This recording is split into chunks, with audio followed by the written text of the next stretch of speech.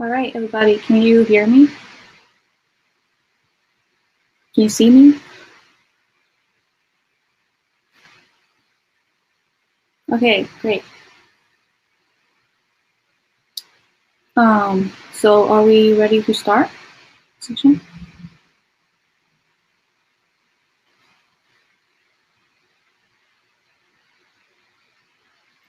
Okay. So welcome to my community media cafe. The topic today is human trafficking in children. And I have chosen this subject because I have been interested in it for a long time. And I feel like it needs to be addressed more because it's one of those subjects that's just is widely spread, but no one really talks about it because it's kind of taboo, I guess. But it exists, and it's much more widely spread than we might think. So, yeah, I feel like I need to address it and raise awareness. This is pretty heavy subject, but I'm sure we manage just fine. I'll try my best. So just some quick information about air meat, since I'm guessing no one here has ever used air meat, and neither have I, but yeah. As you can see, there's a chat, and you can put anything you want in it at any time. You can also private chat me or anyone else. And you can also there's reaction emojis, and there is different types of reactions like claps, likes, whatever, that you can use at any time to engage. Yeah, just like that. And yeah, as you can see, there's a raise your hand. You can raise your hand, and if you do that, I'm gonna get an invite to. I'm gonna be able to invite you to come on camera if you want to ask a question or discuss anything. But you don't need to do that at all. It's just if you want to. But otherwise, if you have questions or anything, just put it in the chat. That's fine by me. Okay, and I will have a Q&A in the end. So if you don't ask questions now, I'm gonna ask your questions in the end. All right, let's start. So we're gonna start off with a little game, I guess. It's called Is This True? So I'm gonna post statements. We're gonna see statements on the screen. And then after each statement, I'm gonna post a poll with just 2 answers, yes or no. And your only job is to press yes or no according to what you think is the answer to the question. And of course, how could you know? But this is just to kind of see where your heads are at in this subject. And then after each question, I'm gonna tell the answer to the question, so you'll know. Okay. So the first question is, if the victim of human trafficking gives consent to the trafficker, she or he is no longer a victim of trafficking. So this is a statement, and your job is to say if you think it's true or not. And now I'm going to post a poll. And you are just voting what you think is right.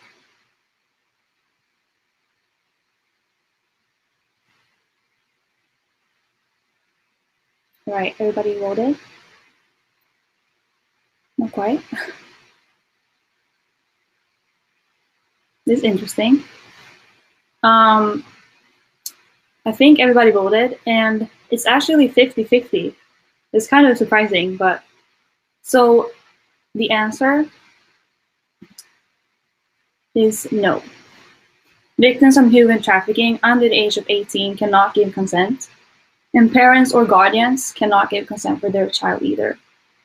And although we're talking about child trafficking, like regular adult victims cannot give consent either. It's never their fault. They can never choose to be trafficked. All right, let's go on with the next one. Traffickers prey on the vulnerabilities of their victims. Is this true or not?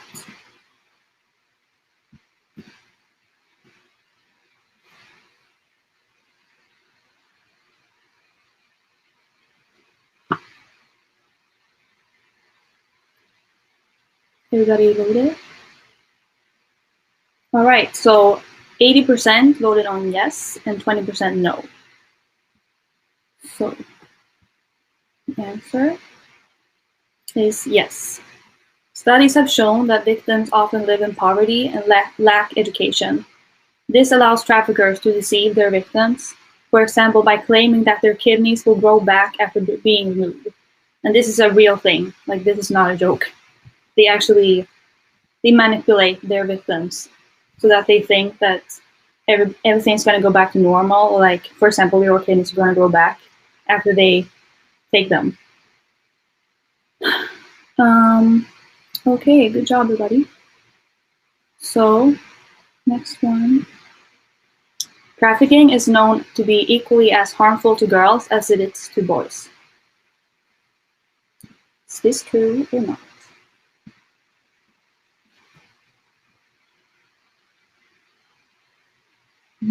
Interesting. I think everybody voted. Or not? Okay. So 67% voted on yes and 33% on no. Actually, the answer is no. Trafficking is recognized to be worse for girls than it is to boys, because the girls are often more simultaneously exposed to different forms of exploitation, such as forced labor, forced marriage, begging, and domestic servitude, whilst their traffickers use sexual violence as a method of control. But important to remember, of course, boys are still very effective, and of course, is harmful to boys as well, and they can also be used for sexual violence and stuff. But statistically, it's more often girls. Okay, and then we have the last one. Traffickers use the internet to recruit victims and accomplices. Yes or no?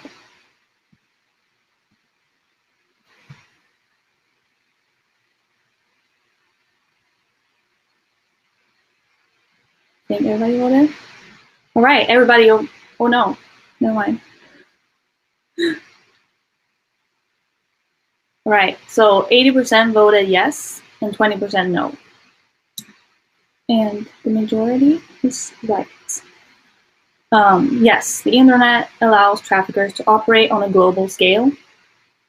They use it to mask their identities and operations, whilst also seeking out vulnerable people and creating fake accounts on social media, job sites, and much more. Because a lot of the times they contact victims that are looking for a job, models, or just nail bars, really common, or just, different types of jobs. They offer jobs, but then when the victims actually come there, they're not. Well, they might be working, but they're like sold. They are forced to work. Okay, so let's move on to the next.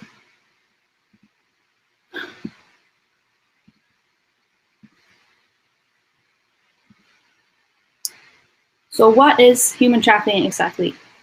This is a long one. But according to United Nations Office on Drugs and Crime, human trafficking is the act of recruitment, transportation, transfer, harboring, or receipt of persons by means of the threat or use of force or other forms of coercion, of abduction, of fraud, of deception, of the abuse of power, or of a position to vulnerability, or of the giving or receiving of payments or benefits to achieve the consent of the person having control over another person for the purpose of exploitation. And that's kind of a formal one, but that's the official meaning. And let's see. Then we have some facts. So more clearly spoken. Human trafficking is modern slavery, and it is divided into different forms. And these include sexual exploitation, labor exploitation, domestic servitude, forced marriage, forced criminality, child soldiers, and organ harvesting. And today we are going to learn a bit more about the child aspect, although there are several other aspects. So as you can see here, 10.1 million children are currently being trafficked in one way or another in the world. So this is worldwide, not in the UK. Two common areas that they are being trafficked in are forced marriage and sexual exploitation. And that was really sad for me personally when I learned that. Because I thought, well, yeah, there are a lot of adults in the sexual aspect. But to learn that there are so many children stuck in the sexual exploitation, that's so sad to me. And how it works within the UK is that the children are moved to the UK from many parts of the world. Oftentimes, they are from around Asia and other poor countries.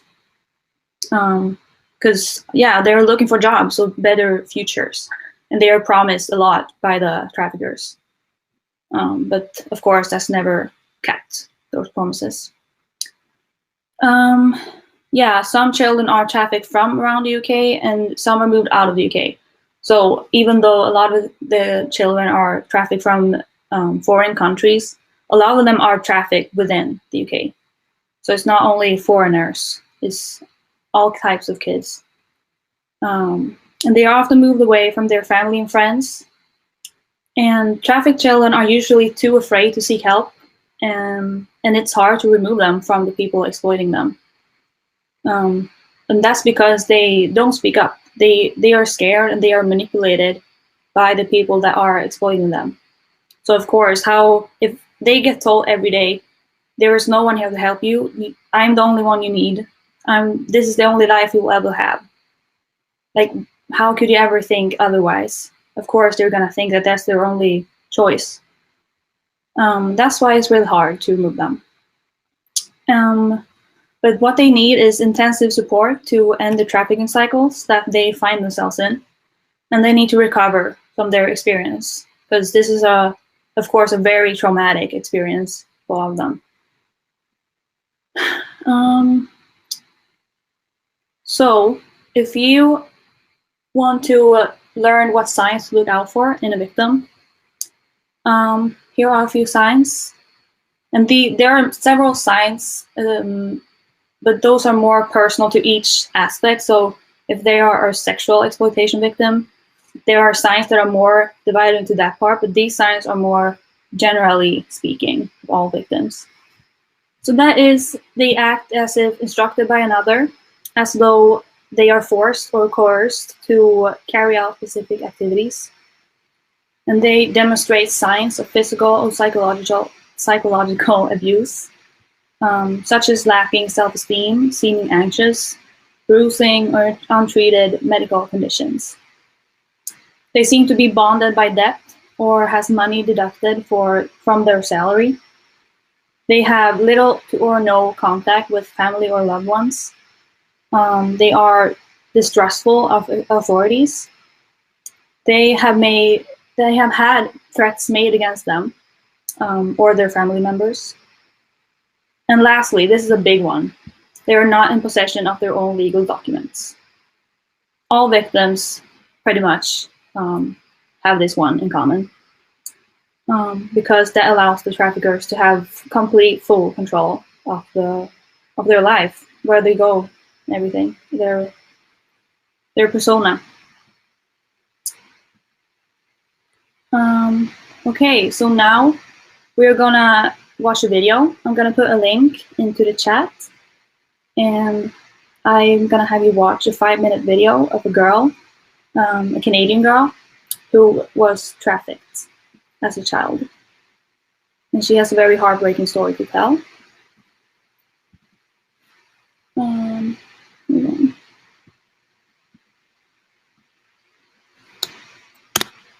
Right. Does that link work for everybody?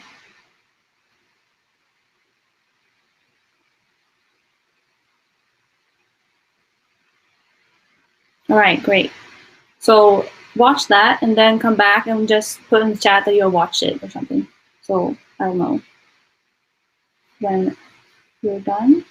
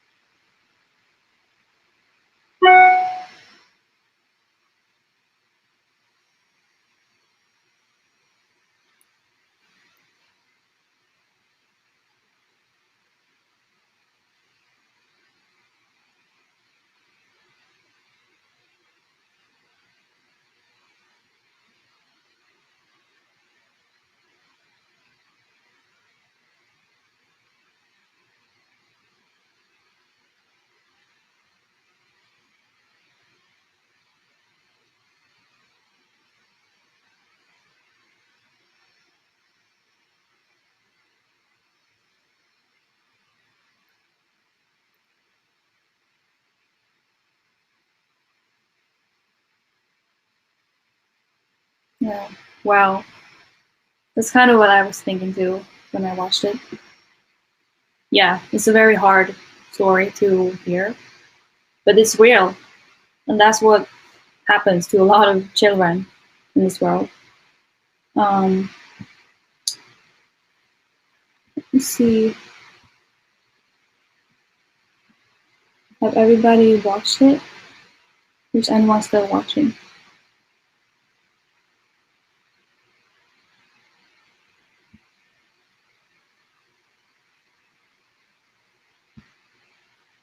Okay, I think everybody watched it.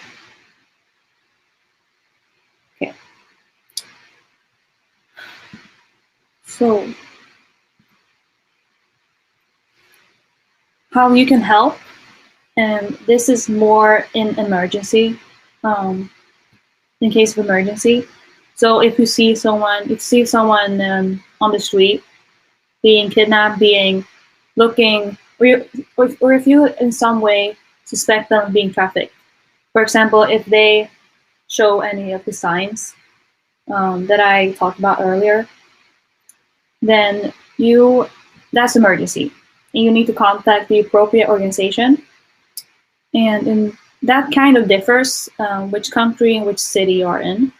But mostly it's the local or national police, or a local or national non-governmental organization or civil society organization. And there are also, in a lot of countries, maybe all countries, there are a national trafficking hotline that you can call, and they will guide you and help you, because when you see someone that you think is being trafficked, that's kind of a touchy subject. Like, you can't just come up to them and ask them if they are being trafficked. So you need to know what you're doing, and if you don't, you need someone else that do. And then it's probably a good idea to call the hotline or the police. And if it's more of a general help, there are several charities that you can donate to. And these two are very good, I think. They're called Stop the Traffic and Barnardo's. By donating, you are contributing to saving millions of children in need. Because remember, there are 10.1 million children in this world that are being trafficked. So a lot of children need help. And if you can and want to, please donate to a charity. By donating, you are helping charities spread awareness, disrupt trafficking networks, and building a resilience worldwide. Because all traffickers are somehow connected. They are smart. They use the internet. Internet is really quick. So it's really hard to fight them and find their networks. And that's why a lot of funds need to be put into that to fight it.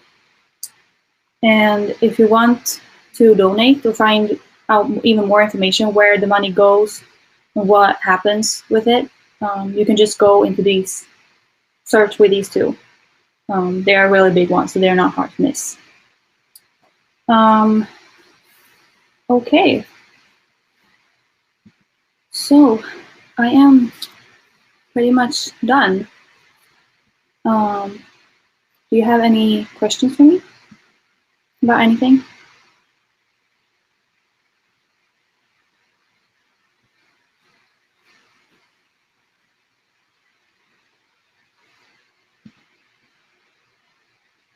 Raise your hand.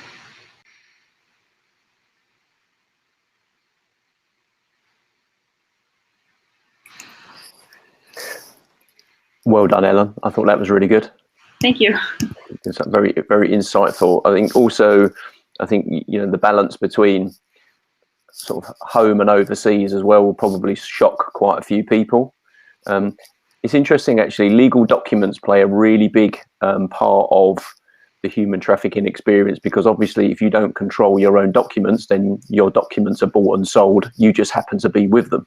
Yeah. You are the commodity. And I think this is what shocks a lot of people, you know, that people think, well, I'll ring the police and all that, and then depending, you know, where you are in the world, then obviously they can sometimes be part of the problem, or, you know, involved in the trafficking as well. And I think the thing that always shocks me is sort of particularly post disasters like the tsunami in 2004, Boxing Day, the recent Rohingya situation in Myanmar, the amount of children that go missing, and particularly sort of Nepal, where I do some work as well. The amount, because of the size of the border between sort of India and Nepal and stuff, you know, the amount of children that are sold, yes, originally for domestic servitude normally, invariably with their parents' collusion or someone in the family. This is the thing that I think shocks most people, that normally you know the person that's been involved in your trafficking, and the fact that you know, the authorities are involved as well. I mean, what for you? What was the really surprising? Would you say was the most shocking thing that you discovered in doing your research for today? I mean, I did know that it was really widespread, this issue, but I didn't know that it was actually that widespread. There was over 10 million children. That's so many, and just what they were put through when I watched the video. I mean, sure, it's, you know, you can hear like human trafficking, you can tell that it's hard being trafficked, but it's hard to actually put yourself in their shoes until you actually hear someone talking about it and telling their story. That really hits hard. It hits home in a way. Yeah, I think for me that's the hardest thing as well, isn't it? It's the fact that suddenly you'd have who would you trust? You know what I mean? And then to have that trust and done again, as that young woman said, you know, I always find it inspiring as well that people like that, you know, particularly with, say, some of the younger people that I've met, particularly in Africa and stuff, that want to be like, you know, they're in the most abject poverty, yet they want to be doctors and architects and engineers to change their situation. Sometimes you're driven to want to do something like that young woman to help other people. I think that comes from that lived experience as well. Excellent. Well done. Thank you.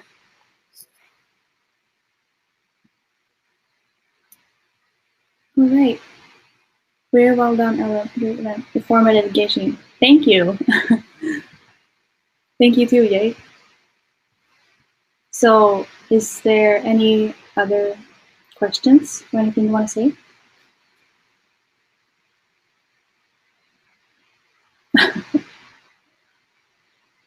Thank you for the claps. Thank you very much.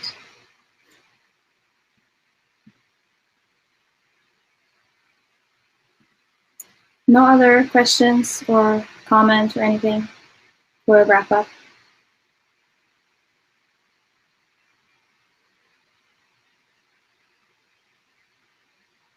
All right. Thank you everyone for coming to my cafe. And yeah, don't forget to join Cornella's cafe as well. And yeah, thank you for coming.